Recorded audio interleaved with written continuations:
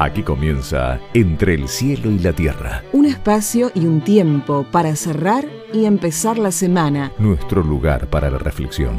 Entre el cielo y la tierra. Con la conducción del padre Guillermo Marcó y Max Gulmanelli.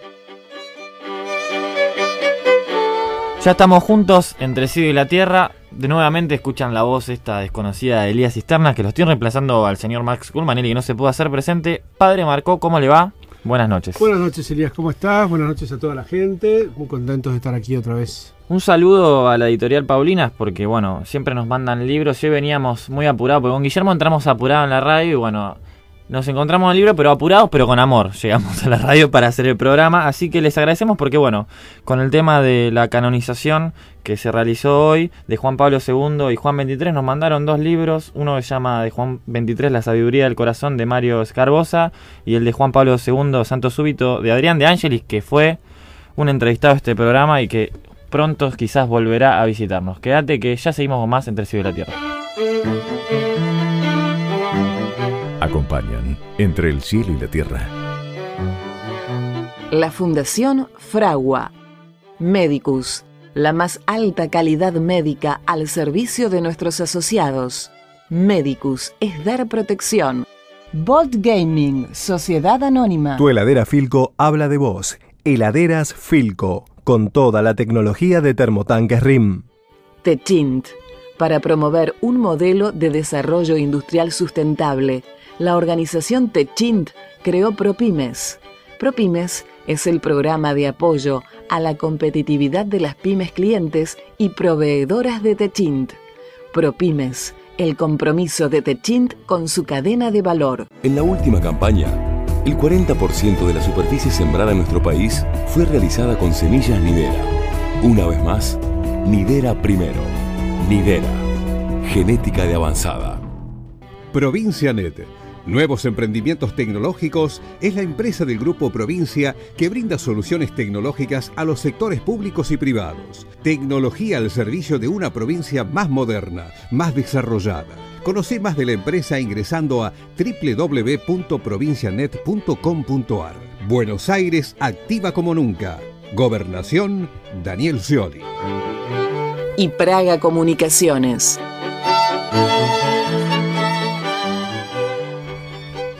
Algo que admiro siempre de los sacerdotes, ¿no?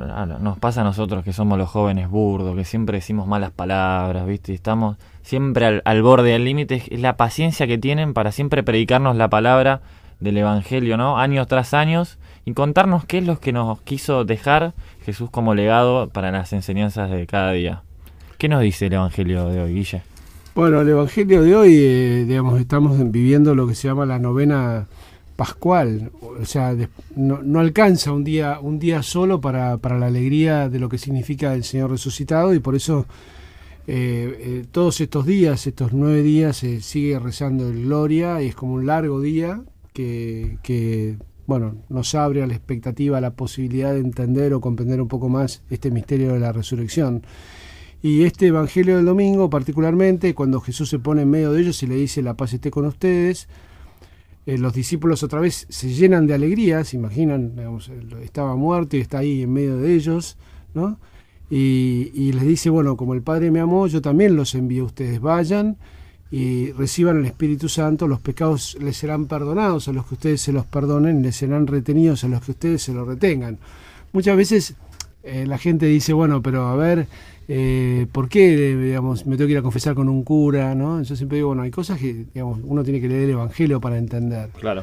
Es el mismo Jesús que ante esta misión de ir y anunciar, les da ese poder a los primeros sacerdotes, que eran los apóstoles, ¿no? Pero bueno, resulta que había uno, que era Tomás, uno de los 12, que no estaba en ese momento. Y cuando ellos le cuentan, con mucha alegría, hemos visto al Señor. Creo que aparte ya se había trascendido, no necesitaba ni fe ya, porque lo vimos. O sea, ni claro, ya lo vimos. Ya trascendimos estamos todo. De que está. Y Tomás dice: bueno, yo no veo la marca de los clavos en sus manos, no pongo el dedo en el lugar de los clavos y no toco la mano, no toco el costado, no lo voy a creer.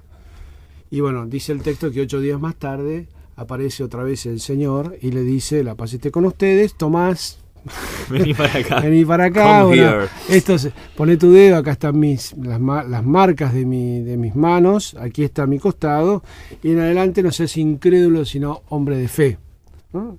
Y Tomás, que así frente cualquiera a te ese, digo, le dice, Señor mío, Dios mío. Así cualquiera Y es Jesús hombre de dice, fe, te bueno, digo. felices los que crean sin haber visto. Ahí, Sí, claro, sí, un se te hombre de aparece, fe, sí, claro, sí. un hombre de fe como Jesús enfrente resucitado diciéndote, pon el dedo acá, mira. No cuesta mucho. Tengo carne y huesos, como no soy un fantasma, ¿no? Creo que, a ver, yo siempre digo que a mí me ayuda más la incredulidad de Tomás que la credulidad de los otros, ¿no? Porque Tomás fue como, es más realista ser desconfiado, o sea, vos, digamos, enterraste a alguien, y lo enterraste y lo dejaste en la tumba y la piedra está puesta delante de la tumba y te dice, no, mirá, me lo encontré, está vivo, y la verdad que, claro, digamos, me voy más por lo fáctico que claro, lo que creí yo, sí, lo que vi. ¿Qué tomaste, viste? Tuviste con algún alucinógeno, qué sé yo, alguna cosa rara que te hace ver visiones, ¿no? Pero bueno, lo tenés enfrente, lo podés tocar, decís, es él. Y bueno, realmente ese testimonio, ¿no? del haber desconfiado y de repente tenerlo enfrente y poder percibir o transmitirnos esa sensación que tuvo de estar tocando al Señor con las mismas llagas, con el mismo costado abierto, pero vivo, ¿no? Y bueno, creo que es impresionante. El texto relata muy literalmente, como vos decías, cómo se instituye esto de la confesión, ¿no? Y, o sea, dos puntos primero, ¿no? Esto de cómo se organizan ellos a partir de estos días, ¿no? Porque bueno, dijeron, bueno, ya está, ya lo vimos, ahora tenemos que hacer. Eran personas, estaban ahí metidos. Sí, lo que pasa es que también estos mensajes de la resurrección, junto con el mensaje después de la ascensión, es que vayan y anuncien, que no es para ellos, o sea, es un privilegio para ellos, pero en orden a que ellos vayan y nos cuenten a los demás lo que han visto y oído. Pero la gente que a veces no es que le cuesta creer, que le cuesta creer en la fe, ¿no? Estas personas que murieron pero mártires, nosotros, ¿no? Está bueno entenderlo, que nosotros creemos, y esto tiene que ver también con lo que pasó este domingo, nosotros creemos en la fe de la Iglesia, no es que yo no lo vi a Jesucristo. ¿Por qué creemos? Y creemos en la fe de los apóstoles, ¿no? O sea, le creemos a ellos cuando nos dicen, yo lo vi, está resucitado, yo lo vi. Y ese yo lo vi de un grupo de hombres que fueron cobardes, que cuando frente al peligro de la muerte todos lo abandonaron, lo dejaron, se fueron cada uno por su lado, y que cuando aparece, digamos, después de haber visto al Señor resucitado, todos no tuvieron miedo ni en salir a anunciar, incluso en salir a dar la vida, ¿no? Todos murieron mártires por él. Si no hubieran visto nada, se quedan calladitos la boca y chao, se acabó la historia. Mientras te acuno en mis brazos, entre lágrimas de amor, es que a veces no comprendo este pobre corazón, y pensar que había pensado abandonarla en secreto, de no haber sido por el ángel y de lo que dijo en aquel sueño. Si todavía me cuesta creer que se haya fijado en mí el cielo, espero sepas comprenderme. Yo solo soy un pobre carpintero.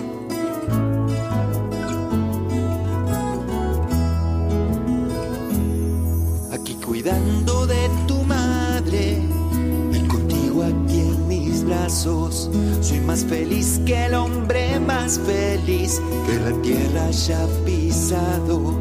Pero está tan fría esta noche, estamos tan lejos de casa. Ay Dios, qué raros son tus planes, dije en la noche estrellada. Hubiera querido darte un palacio y no este agujero, pero tú sabes no hay lugar para el hijo del carpintero.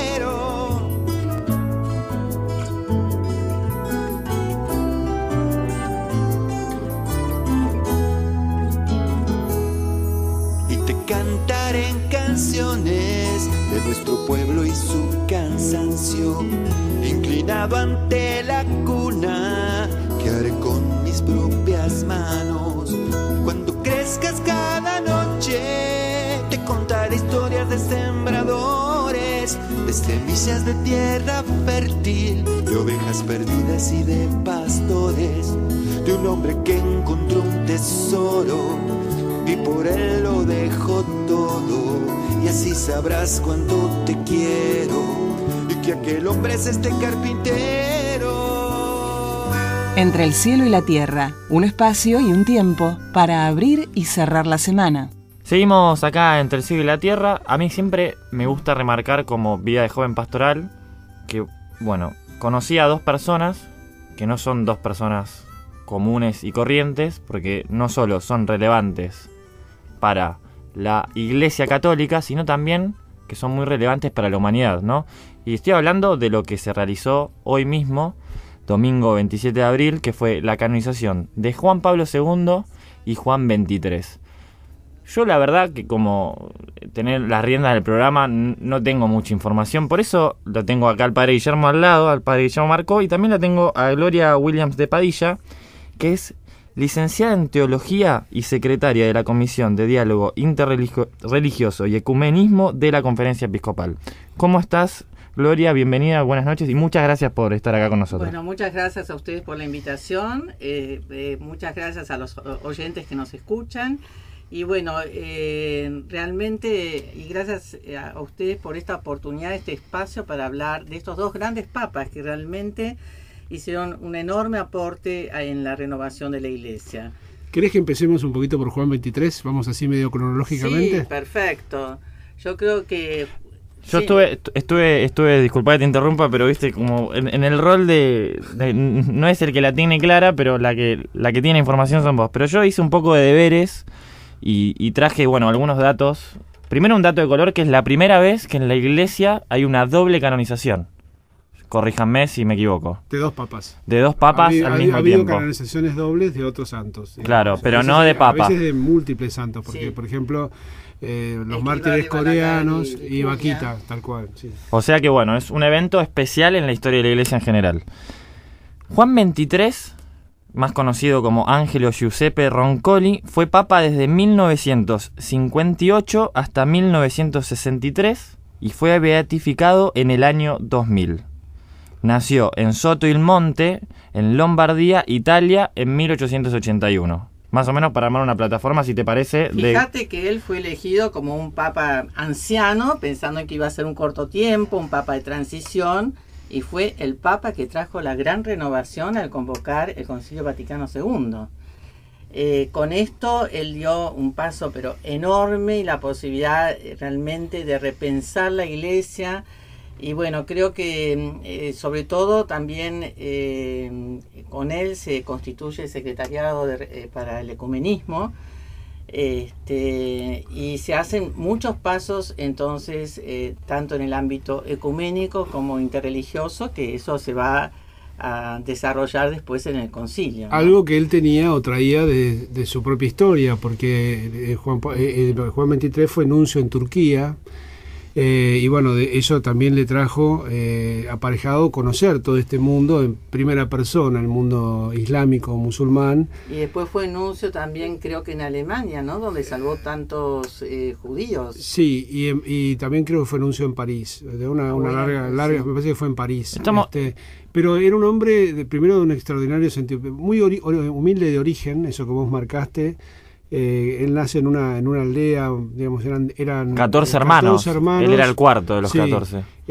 Con un gran sentido del humor. Cuando él llega a papa le dice: Dios mío, si sabías que iba a ser papa, porque me hiciste tan feo, digamos, porque no era un hombre de apariencia muy agradable, pero era gordo, era muy sonriente, pero un hombre gordo. O sea que tengo que ser papa yo, digamos, con lo feo que soy. No, pero, por favor, sí, un coro de papa bueno, de como señorita que te persigue.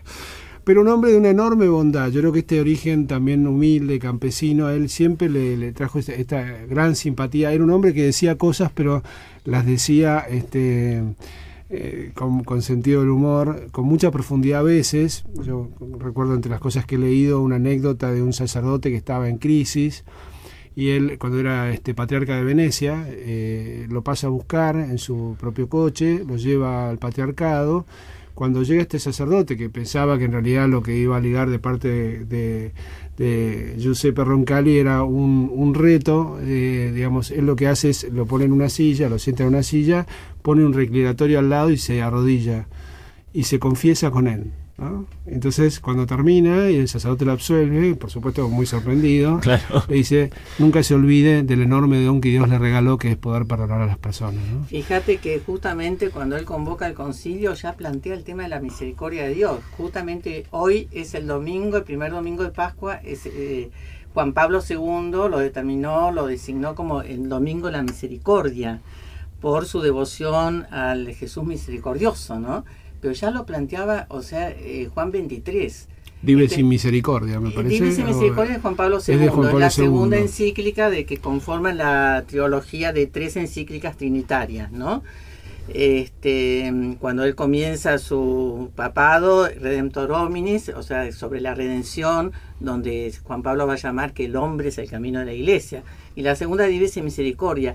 Pero él está tomando un tema que ya trae Juan 23 cuando habla de los signos de los tiempos y del amor misericordioso de Dios. Nosotros en el credo decimos, creo en Dios Padre Todopoderoso, pero no afirmamos, está incluido, pero no explicitamos esta que dentro del poder de Dios está el poder de perdonar, de tener misericordia. Exactamente, ¿no? la misericordia. Él cuando convoca el concilio, ahí está toda la prensa reunida en el Vaticano, y al estilo, hoy podría decir uno que, digamos, el Papa Francisco no hizo un discurso teológico, sino, bueno, ¿qué pretende con este llamado a un concilio? Que además la curia estaba espantada, porque se imaginan que no había pensaron que era un papa de transición, son muy pocos los años que él estuvo, entonces, bueno, justamente no va a cambiar nada.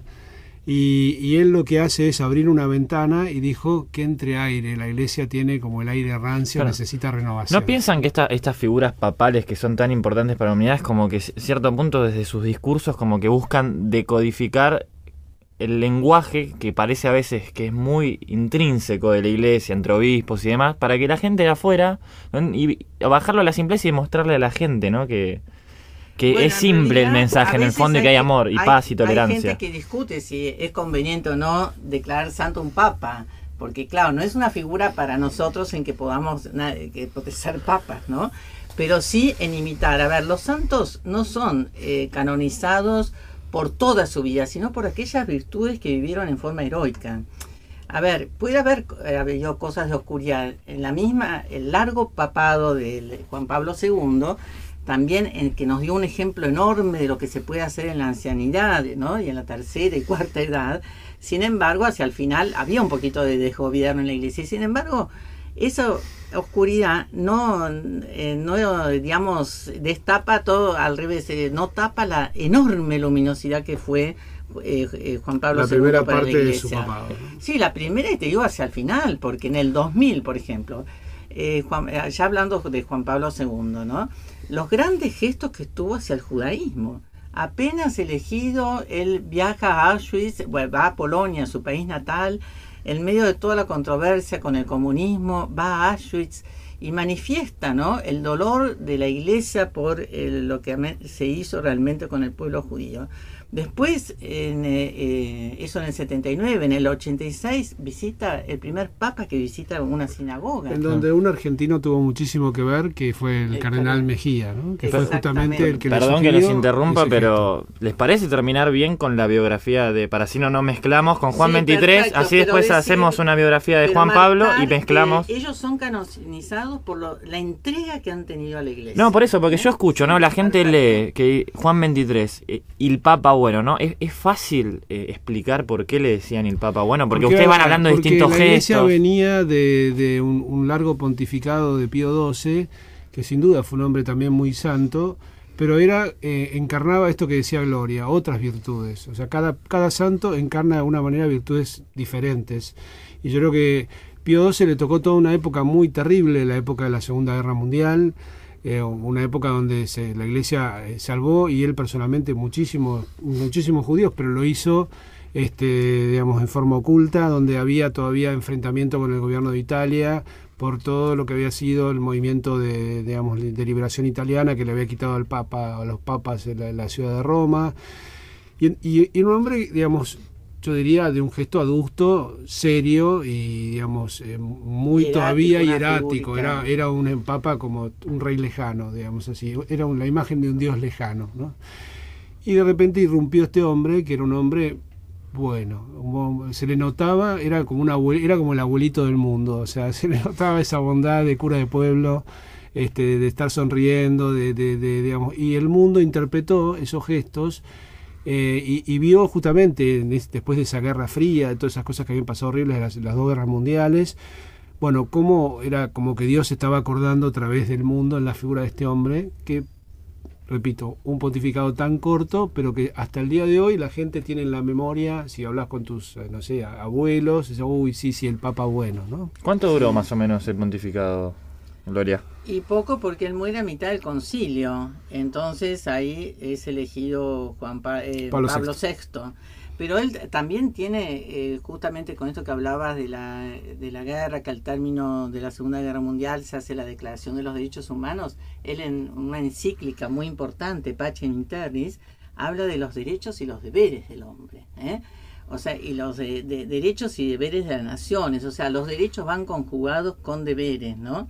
Esto que trae también, marcando, bueno, yo tengo derecho a formar una familia, pero tengo el deber de educar a los hijos, mantenerlos, ocuparme de ellos, etcétera, hacerlos crecer como personas, ¿no? Muere, creo que en el 61, ¿no? Lo tenías, vos lo dijiste, sí, en el principio del programa, fueron muy pocos años, creo que fueron 5 años de pontificado. Pero bueno, sí, hasta el 63, disculpa, 1963. Ahí. Bueno, y realmente, digamos, deja esta una instancia de muchísima turbulencia en la Iglesia, ¿no? Porque, digamos, hablar de esta continuidad de los pontificados, para mí Pablo VI es un hombre que también ha sido extraordinario como Papa, y que le tocó justamente, bueno, Juan XXIII abrió la puerta, entró viento, y el viento se llevó puesto un montón de cosas. Porque bueno, digamos, hubo mucho cimbronazo en la Iglesia en la época del posconcilio, de muchos siglos que todo era igual, que algunos se habían formado donde todas las cosas, la liturgia era de la misma manera, todo se hacía exactamente igual, todo era en latín. Bueno, digamos, todo lo que pasó en el concilio, las cosas que se discutían, muchas voces que habían sido acalladas, grandes teólogos que habían sido silenciados, que ahora por primera vez podían participar, estar en las comisiones. A mí siempre, Gloria, y es un tema que me gustaría traer a colación de la canonización de Juan XXIII, es un tema que me sorprende, que me parece que ahí se ha ido durmiendo en la Iglesia. Cuando uno lee toda esa etapa de vida eclesial, se da cuenta de la enorme discusión que había, con la libertad que se discutía, digamos, sobre muchísimas cuestiones. Y hoy parece que, digamos, por lo menos en los años de Juan Pablo II y Benedicto XVI, como toda esa riqueza teológica un poco se fue como mermando en detrimento de una autoridad pontificia mayor. Si les parece, quédense, que después del rotativo Gloria nos va a estar respondiendo sobre este tema. Y bueno, antes de irnos al rotativo, difícil, ¿no? El otro día justo estaba mirando El Hijo de Dios, porque bueno, todos estos temas, haciendo un repaso, estamos hablando de lo que fue hoy, 27 de abril, la canonización de Juan Pablo II y Juan XXIII. Y mirando la película Hijo de Dios, el fin de semana de Pascua, lo veo a Pedro sentado charlando con Jesús y le dice: Pedro, sobre esta iglesia edificarás, sobre esta piedra edificarás mi iglesia. Y la cara de Pedro, ¿no? Como al mismo tiempo alegría, pero sorprendido, ¿no? Porque qué tarea tan difícil la de ser la cabeza principal de la iglesia, de este Cristo que nos dejó tanto amor y paz y tolerancia, que a veces parecía que solo Él la entendía. Quédate con nosotros, que vamos al rotativo de noticias y ya volvemos con más Entre el cielo y la tierra. Yo no sé por qué te apena mi dolor, yo no sé por qué me alegra tu alegría. Son cosas que no tienen explicación. Los sueños es la amistad, la luz, la vida. Como agua en el desierto, como un sol en la tormenta, un refugio es un amigo.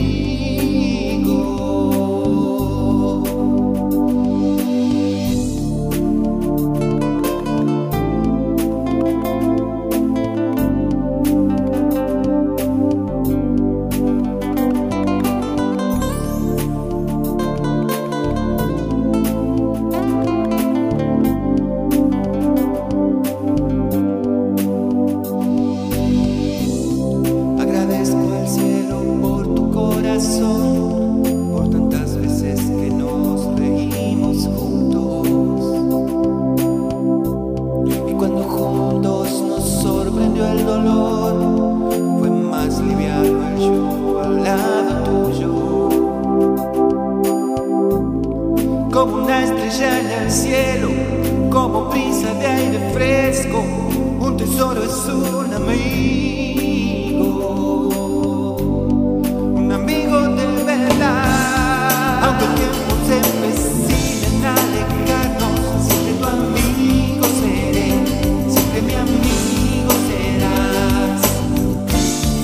La distancia nunca podrá separarnos. Siempre tu amigo seré, siempre mi amigo serás. Cuando sea muy alto el precio por crecer, el camino se nos haga cuesta arriba. Prometo que no te dejaré caer, nunca dejarás que me dé por vencido. Como un faro en la tormenta, como un pedazo de cielo, una luz es un amigo de verdad. Aunque el tiempo se empecine a alejarnos, siempre tu amigo seré, siempre mi amigo serás. La distancia nunca podrá separarnos, siempre tu amigo seré, siempre mi amigo serás.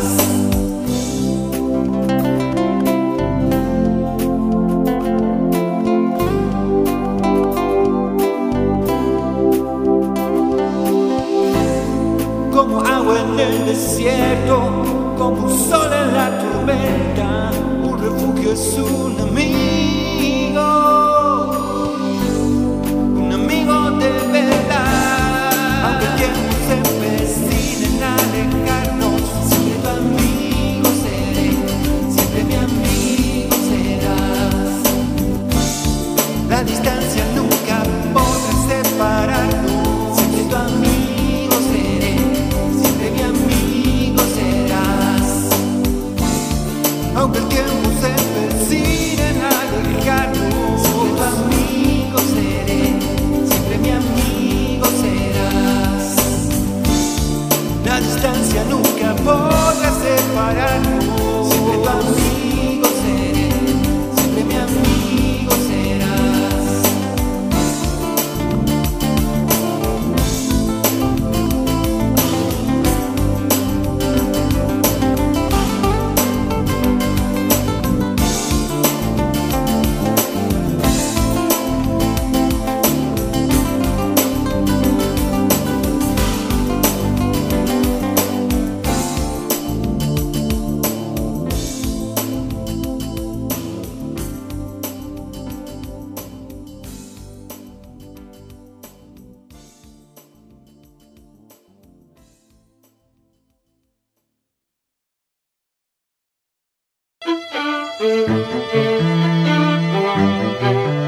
Entre el cielo y la tierra, un espacio y un tiempo para abrir y cerrar la semana.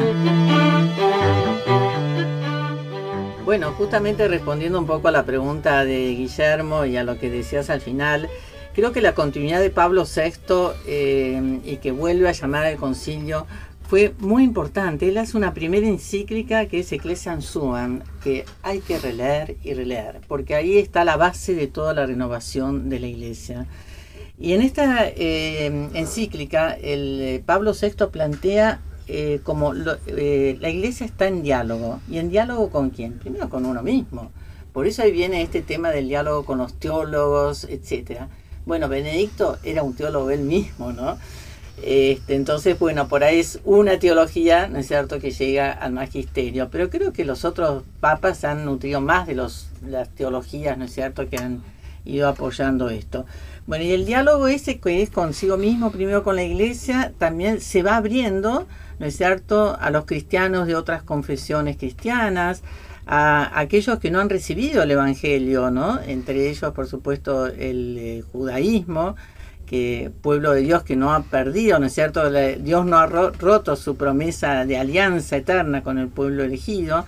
El Islam, ¿no es cierto?, que conforma con las religiones monoteístas, y finalmente, bueno, el budismo más. Esto va a marcar realmente en el concilio la declaración Nostra Aetate. Esa declaración que también vuelve a tratar este tema como en círculos, al revés lo hace converso, se empieza con todas las religiones milenarias y después con las abrámicas y finalmente con el judaísmo, ¿no? Dentro de estas líneas teológicas que estamos planteando, si querés, Eri, vos habías preparado algo sobre Juan Pablo. un poquito de biografía de Juan Pablo. Te recuerdo que estamos con Gloria William de Padilla, que es licenciada en teología, que nos está acompañando. Estamos conociendo un poco más a Juan Pablo II y a Juan XXIII. Juan Pablo II, o sea, lo que investigué, bueno, más conocido como Carol, porque yo... claro, yo el nombre lo conocí en la película, cuando salió esa película que se llama Carol, justamente, que es la película de la vida de él. Nació en Polonia en 1920 y fue papa de 1978 hasta el 2005. En 1986 visitó la Argentina, ¿no? 87. 87, como yo nací en el 86, así que casi ahí le pego. En esa visita yo lo vi. ¿Lo viste? Realmente. 9 de julio, Colmada. Y muy joven. Y bueno, y su pontificado fue el tercero más largo de la historia de los papas de la Iglesia, ¿no? Porque él entró mucho más joven. Contanos un poco el perfil de este papa. Yo quizás lo tengo más reciente, ¿no? Porque a Juan XXIII, si bien no fue un papa tan lejano, porque si bien empezó en 1958 su papado, para mí yo lo veo lejano, pero Juan Pablo II está lleno de anécdotas muy recientes, muy contemporáneas, ¿no? Bueno, primero Carol Wojtyla viene de un país detrás ¿no es cierto?, de la frontera del comunismo, de un país comunista, y él va a tener una enorme incidencia en los cambios políticos en Polonia. Pero él viene también de una familia muy sufrida, había muerto su madre siendo chico, su hermano, y su padre marcó mucho el tema de su familia. Por otro lado, siendo Carol Wojtyla, había escrito 2 libros y obra de teatro, ¿no? Obra de teatro, sí. Amor y responsabilidad, y la obra de teatro, ahora no recuerdo su nombre, sobre también el sobre tema el matrimonio. El del noviazgo y el matrimonio. De un hombre que va a empeñar su anillo de bodas. Su anillo, exactamente. Bonita, vale la pena. El orfebre, el taller del orfebre. Exactamente. Sí. Y esto, él trae todo este bagaje, y yo creo que Juan Pablo II es el ejemplo, la carne viviente del Concilio Vaticano II. Todo lo que él va a volcar en su cantidad de encíclicas de todo tipo. Primero sobre la familia. En el 81 nomás, él convoca un sínodo sobre la familia y recoge esto en Familiares Consorcio, con una mirada tan trinitaria del matrimonio y la familia, así como que él tiene su teología, ¿no es cierto?, marcado por la Iglesia también, con una mirada trinitaria. Y también por esta preocupación del hombre, que él marca: el hombre es el camino de la Iglesia, pero también la familia es el camino de la nueva evangelización. En este aspecto él hace una renovación grandísima. Después también, te decía, en el tema de la doctrina social de la Iglesia, él hace encíclicas que son rememorando, ¿no es cierto?, la primera encíclica de León XIII, que es Labora in Exercens, a los 90 años, y a los 100 años, Centésimos Annos, que es importantísima. También, en recuerdo de la Populorum Progressio de Pablo VI, le escribe Solicitudo Rei Socialis a los 20 años. Benedicto también, a los un poco más de 20 años, escribe Caritas in Veritatis. Y creo que realmente él, con todos sus gestos, es que él desarrolla el concilio, pero sobre todo lo vive y lo expresa en gestos. Sí, yo siempre, a mí me gusta decir mucho que Juan Pablo II, justamente por haber tenido esa formación de hombre de teatro, le llegó mucho más a la gente por sus gestos y por sus viajes que por lo que escribió, ¿no? La realidad es que por ahí sus encíclicas eran encíclicas más para personas entendidas. No sé si la gente las tiene como, digamos, inspiradoras de su vida o lo que fuera, ¿no? Pero sí actitudes. Yo creo que en un mundo globalizado, en un mundo donde él sabía que si se quedaba en Roma por ahí no pasaba nada, pero que si se iba de viaje y llegaba a un aeropuerto y todo el mundo lo recuerda besando el suelo de ese país, teniendo encuentros múltiples, porque generalmente cuando se armaban las agendas, era encuentro con los jóvenes, con la gente de la cultura, con la gente de política, jóvenes, que empezó en Buenos Aires, poca gente lo recuerda. Un domingo de Ramos, aquí en la 9 de julio, yo estaba en esa misa, vos habrás estado, Gloria, también, sí. Con una 9 de julio colmada, y donde había corralito con escasos jóvenes de algunos países del mundo, la primera jornada mundial de la juventud, que ahora es la que celebró el Papa Francisco en Brasil frente a 3 millones de personas, ¿no? Después las fiestas de la familia, los encuentros con las familias. Yo fui a Roma y a Brasil, realmente impresionante. Siempre lo precedía un congreso, ¿no? Como que vos decís, con gente más experta en el tema, pero esas fiestas de la familia inolvidables. Me acuerdo de la de Roma, que estaban Teresa de Calcuta y Chiara Lubich, fundadora de los Focolares. Bueno, y entonces entraban cardenales y bueno, uno miraba mientras se preparaba la fiesta. Entraron estas dos mujeres, como el ondear de la plaza, la gente se levantó, vivó. Y bueno, fíjate que el Papa Juan Pablo II dio tanto lugar a la mujer en la Iglesia. En la carta a las mujeres que le dice, se acabó el vacío de la mujer, el invierno de la mujer ha terminado en la Iglesia. O sea, realmente fue maravilloso en ese sentido. No solamente está la carta a las mujeres, Mulieres Dignitatem, ¿no? Otra encíclica sobre el valor de las mujeres, y donde habla cómo se debe conjugar la paternidad y la maternidad para ser imagen del Dios misericordioso, de Dios Padre. Porque Padre, en Dives y Misericordia, él trae estas dos imágenes realmente de Dios Padre, que ama con un amor de entrañas de madre. En hebreo es Rahmin. Y él dice cómo Dios nos ama con entraña maternal. Entonces, aquella persona que ha tenido una carencia de padre, bueno, puede pensar que el amor de su madre le está hablando de Dios Padre. Esto es muy liberador. Parece que yo lo trato de entender como que Juan Pablo se chocó con este comienzo de globalización también, ¿no? Esto que ustedes hablaban de los gestos que necesitaba el mundo que se empezaba a globalizar.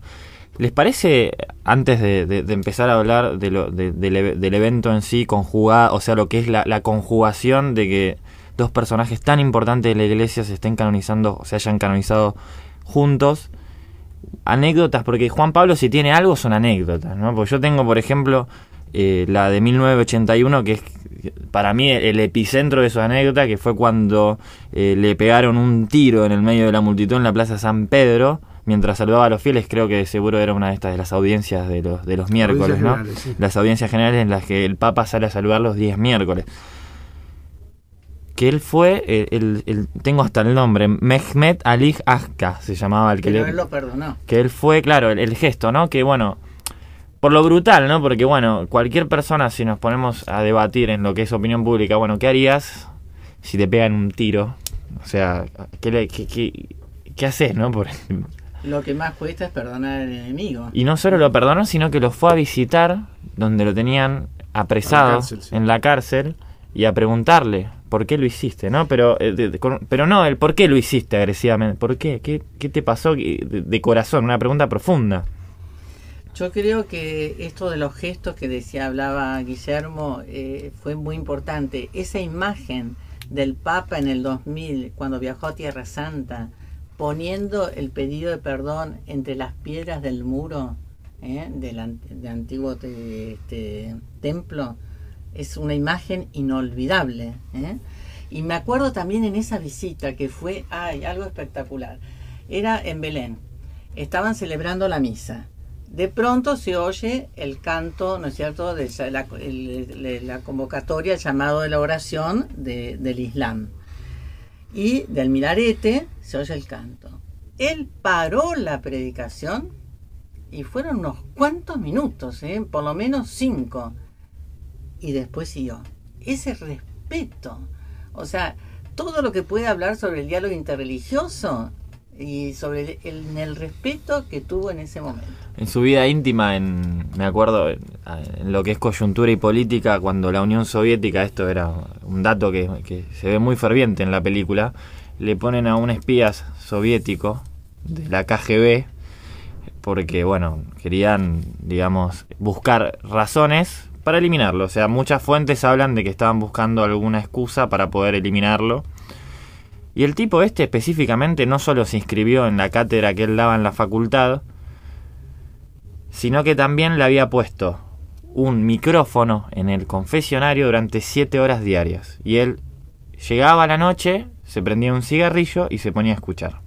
Entonces, en la película se ven las reuniones de él con los tipos, digamos, de la Unión Soviética, que decían, bueno, ¿tenés argumentos? Mira, estuve escuchando y no sé qué hacer, porque el tipo lo único que habla es del amor, de la familia, de la paz, no sé con qué lo quieren inculpar, están locos. Y él se empezó a dar cuenta que lo que estaban tratando de armar no solo era algo totalmente desconfigurado, sino que se enamoró totalmente del personaje, porque él le fue a pedir disculpas.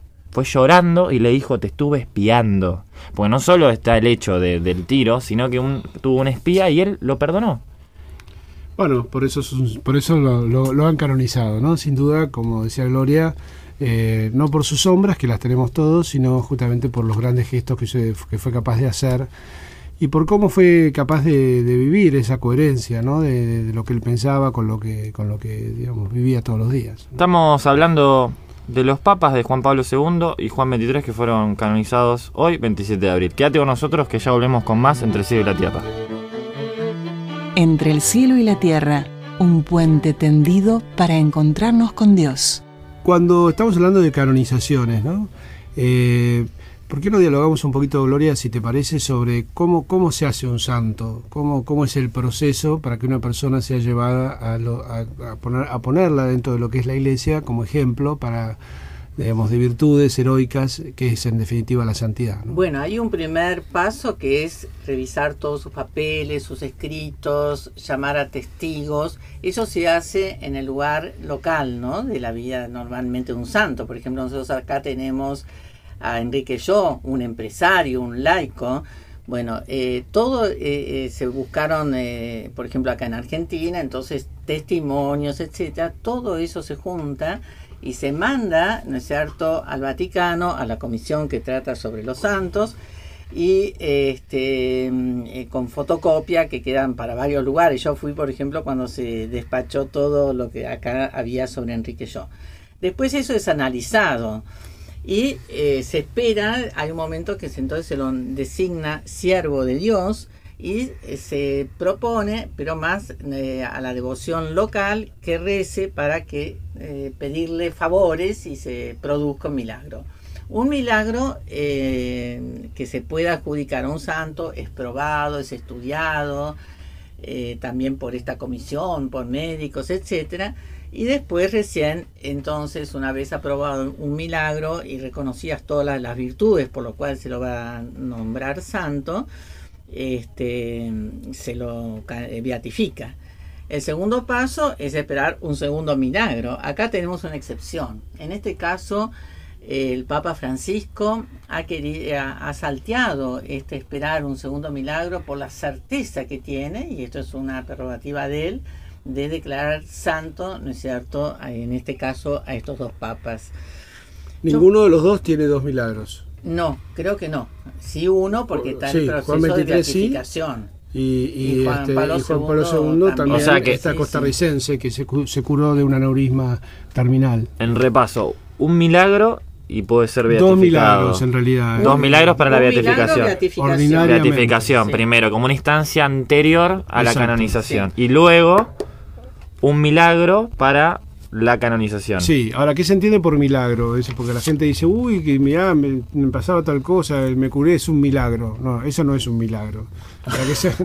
Para que sea un milagro, tenido en cuenta para un proceso de canonización, tiene que constar de parte de los médicos una certificación de que no hay causa, digamos, que no responde a la medicación, lo que le pasó a la persona, y que, por ejemplo, esta persona que tuvo el milagro de Juan Pablo II era una persona que estaba, digamos, técnicamente o médicamente tenía decretada su fin, su muerte, era una muerte inminente, tenía un aneurisma terminal que iba a causarle un colapso cerebral, y ella le rezó a Juan Pablo II, y eso al día siguiente no tenía nada, o sea, no tenía huella de la enfermedad. Había desaparecido aquello que le iba a causar la muerte. Los médicos no tienen explicación ninguna para decir que eso haya pasado por una causa natural. Eso es lo que puede certificar un médico. Para que haya un milagro que sirva para una canonización, tiene que haber certificación médica, que los médicos dicen, no dicen que es un milagro, dicen desde el punto de vista de la ciencia, no hay explicación ninguna para esto que pasó. Otra cosita, hoy han sido canonizados Bueno, esto se inscribe en el acta de bautismo de cada uno de ellos. A mí me impactó muchísimo cuando fue la canonización de Héctor Valdivieso, argentino, pero que después nació en Argentina, fue bautizado en San Nicolás de Bari y después se fue a España con su familia, allá se hizo religioso y murió víctima de la Guerra Civil Española. Y él tenía el nombre de Benito, creo, no me acuerdo otro nombre, como religioso. El día de la canonización, el cardenal Bergoglio fue a la misa en San Nicolás, inscribió en el acta de bautismo, y yo era de aquellas que discutíamos si era verdaderamente argentino, porque generalmente es donde se muere y desarrolló la vida, pero la verdad es que fue tan impresionante ese momento cuando el cardenal Bergoglio expuso, mostró a la gente y los aplausos y cómo vibró la iglesia de San Nicolás, ¿no? Fue un momento me parece que lo decir o no argentino era más un sentimiento, porque uno no sé, no es lo mismo que canonicen a alguien que vivió entre nosotros. Claro, pero no por nada nació en Argentina, y acá estaba el acta de bautismo. Exactamente. Supongo que la de Roncalli habrá que hacerla, ¿no es cierto?, en su pueblo natal, y así. Pero de Carol Wojtyla, para explicar un poquitito de los pasos, una vez que la comisión, hay una comisión en la Santa Sede que se dedica justamente, es la causa de los santos, hace todo este proceso, el proceso, digamos, con todas las pruebas, se cierra y se presenta a consideración, el Papa es el último que decide, y una vez durante la misa se lee el acta de canonización, y eso es lo que certifica que la persona ha sido hecha santa, y se bajan unos tapices con sus rostros, digamos, que a partir de ese momento la gente puede pedir públicamente su intercesión. Anteriormente la intercesión es privada, o sea, vos podés pedirle en privado, pero no se podía pedir en forma pública, salvo cuando es beato, ¿no?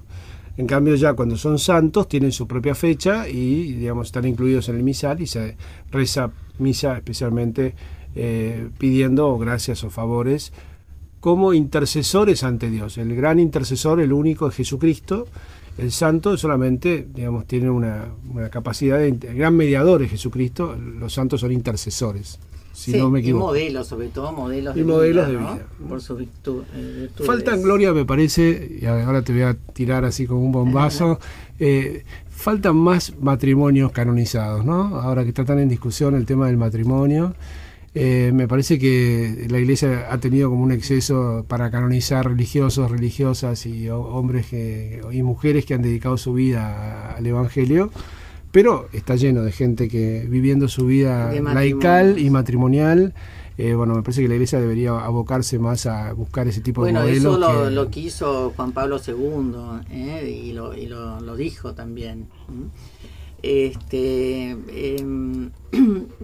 Hay un matrimonio muy antiguo español, San Isidro y su mujer. ¿Cómo era el de la mujer de San Isidro? Algo de la vaca, era un apellido así. Ay, ahí está, me encanta ese. Bueno, ahora ¿Cuál es la anécdota?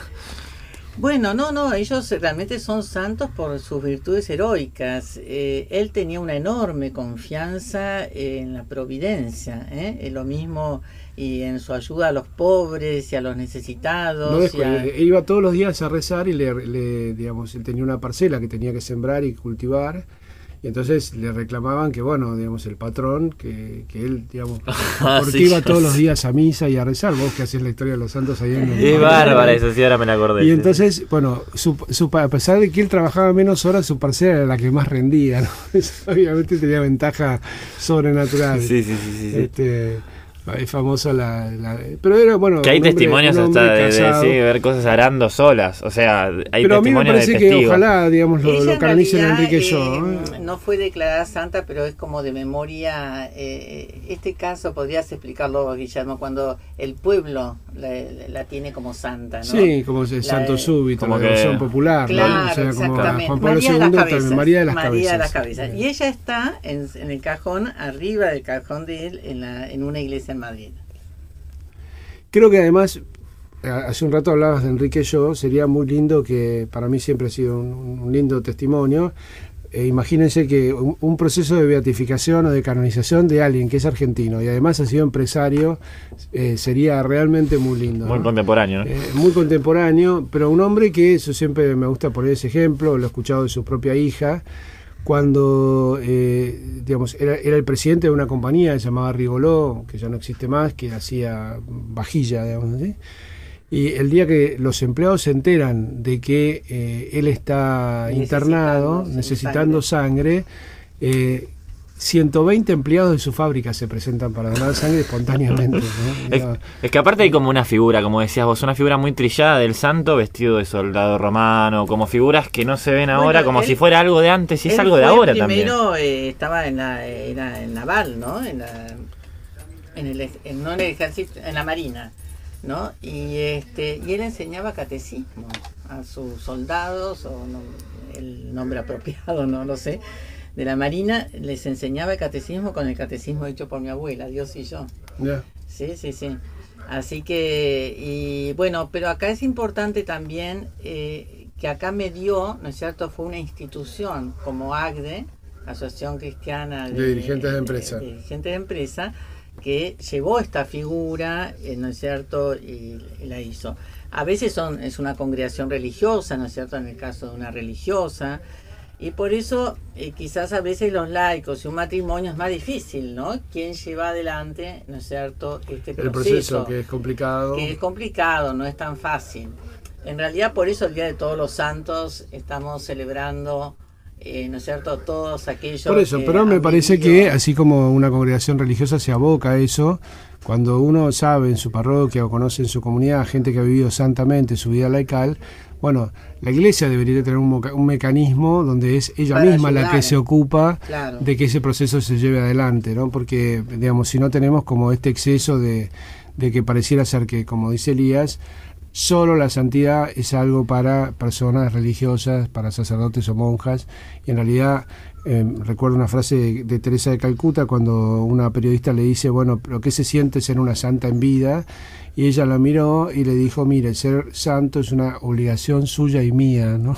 Como hay que recordar que la santidad es la vocación propia de todo bautizado, ¿no? No, pero aparte la figura antigua, ¿no? Porque quizás yo me refiero más a la figura del santo como un signo, como que hace alusión mucho a personajes que quizás ya no existen, o estilos de vida o demás, por las mismas vestimentas, ¿no? Porque uno lo ve y piensa, no, bueno, ya está, ya lo de ser santo era hasta la edad medieval, ahora ya no se puede ser más santo, ¿entendés? Como que se va adjudicando justamente a los tiempos que se viven, ¿no? Porque Dios está. No sé si vos lo tuviste la gracia de conocerlo a Valentín en el Chaco. Sí.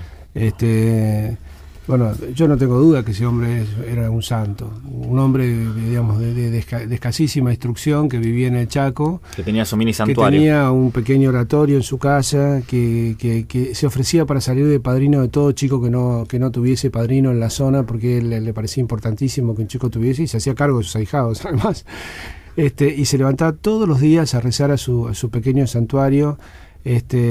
Muy de madrugada, me dice, padre, yo antes de que salga el sol ya estoy ahí rezando, y bueno, era un hombre que tenía, digamos, yo lo he llevado para hablar de la oración a los chicos, y realmente, digamos, te conmovía hasta las lágrimas, porque era la oración viviente, ¿no? Y era un hombre de escasísima formación, y con un matrimonio ejemplar, un buen padre de familia. Bueno, no sé, nadie se va a ocupar de canonizarlo seguro, pero uno encuentra muchísimos ejemplos de gente que vive su vida, digamos, normal. Yo quiero destacar, antes de terminar, porque ya no se nos corta el tiempo, de Juan Pablo II, que fue importantísimo también, el encuentro en Asís.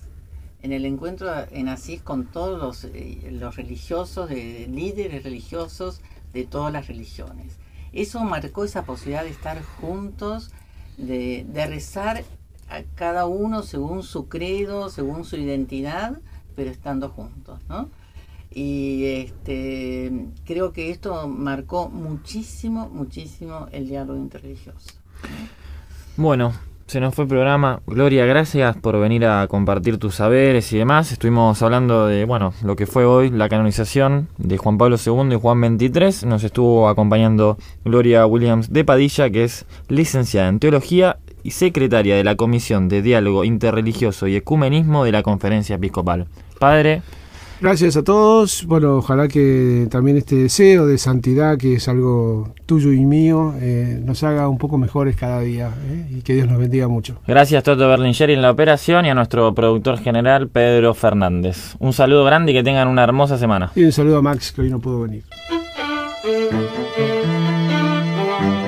Acompañaron Entre el cielo y la tierra la Fundación Fragua. Medicus, la más alta calidad médica al servicio de nuestros asociados. Medicus es dar protección. Bolt Gaming, Sociedad Anónima. Tu heladera Filco habla de vos. Heladeras Filco, con toda la tecnología de termotanques RIM. Techint, para promover un modelo de desarrollo industrial sustentable. La organización Techint creó ProPymes. ProPymes es el programa de apoyo a la competitividad de las pymes clientes y proveedoras de Techint.